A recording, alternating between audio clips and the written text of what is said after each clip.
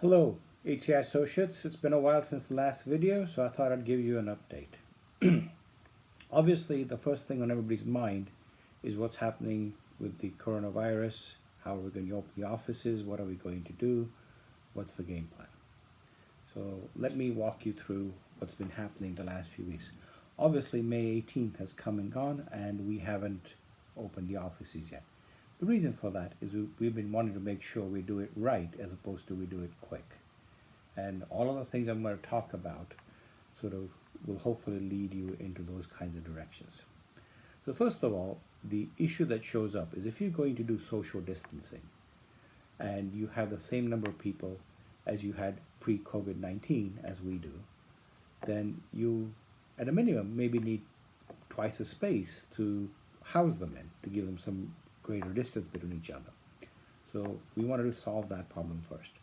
So for the people in Ocala, it's pretty easy. It's called downstairs. There's a whole area downstairs that's unused. So if you sort of spread people upstairs and downstairs, we will inherently create some social distancing. So we're going to start working towards that. In Tampa, it's a little bit more difficult. And what the item becomes is that HCI occupies about 60,000 square feet in the Cypress Commons building. So the question becomes, how do we double that space? How do we do social distancing in that? Well, we solved it in a very unique and special way. Earlier this week, we purchased the former Tampa office of Citizens on Coconut Palms Drive in Riverview. This is a 60,000 square foot building. So effectively, we now have twice as much space in Tampa, albeit across two geographical locations. So now we've doubled the spacing of everybody in Tampa. So that's how we're solving one part of the problem. The second part of the problem is we would like to have even more distancing than that. So what we're going to do is we're talking about taking the workforce and splitting them into two groups, the A group and the B group. And the idea would be that the A group would come into the office on Mondays and Thursdays, and the B group comes in on Tuesdays and Fridays.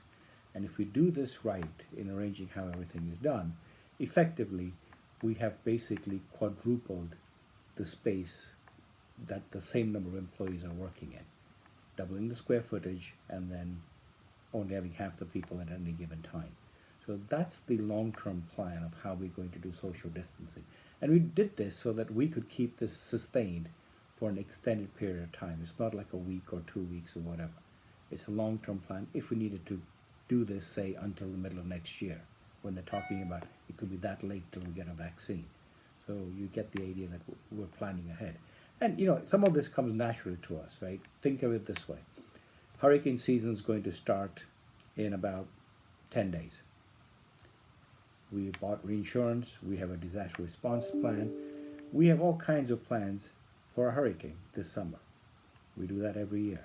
That doesn't mean we expect a hurricane to come, but we have prepared should we have to handle one. And in the same way, we are approaching the COVID-19 problem as an environment whereby we have to do social distancing and be on our guard and have extra vigilance for another year or so.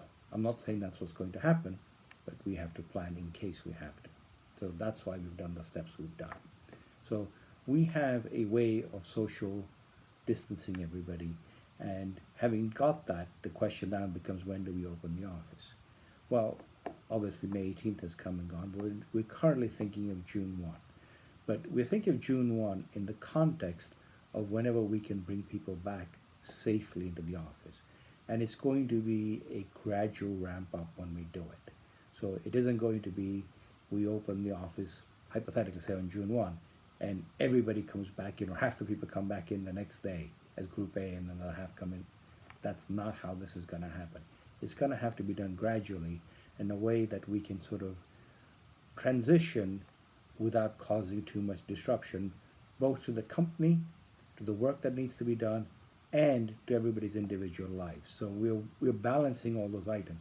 And of course, overarching all of that stuff is we want to make sure that the company's most valuable assets, you, the employees, right, are protected. So we don't want to do this in any fashion where it puts anybody's health in any danger.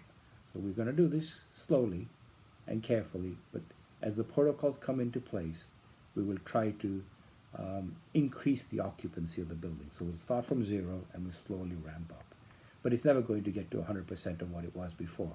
The way I've just outlined it, at most, in Tampa, each building is going to have about 25% of the people that it had before on any given day. In Ocala, it's going to be 50%, but it's going to be 50% upstairs and downstairs. So you will get a lot more social distancing. But all of those things will only ramp up to those levels as we go through the summer and we bring more and more people back. Other than that, keep working from home. So that's the COVID-19 plan, and it'll get fine-tuned, it'll get changed as things go along, but we are not going to do anything in a hurry or anything that's going to put anybody's, actually, not only their health, but their peace of mind in jeopardy, right? We have a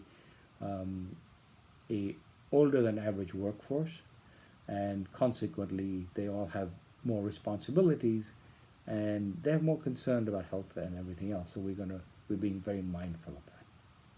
So these are the things that's happening regarding opening the offices back, and we have a task force of people who are working on it, and they're making very sure that everything is in place before we start doing this. We will do it in our usual considered fashion. And of course, we're also planning in this that should we need to, we can reverse it at any moment, should there be a spike in outbreaks in the state again. Yeah. So that's that. Other business news that we're doing.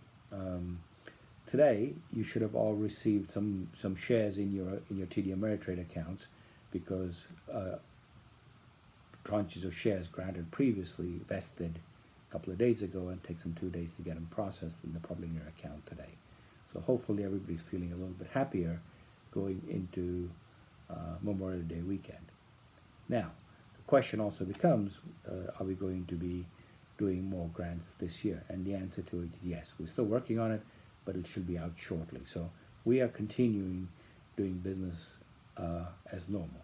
And really, the key item in this situation that we should sort of all keep in mind, if everybody who's listening to this continues doing their assignments to the best of their abilities, you worry about that and the customers that you have to look after, and there's a coronavirus task force that will worry about how to bring you back, if we should bring you back safely into the office.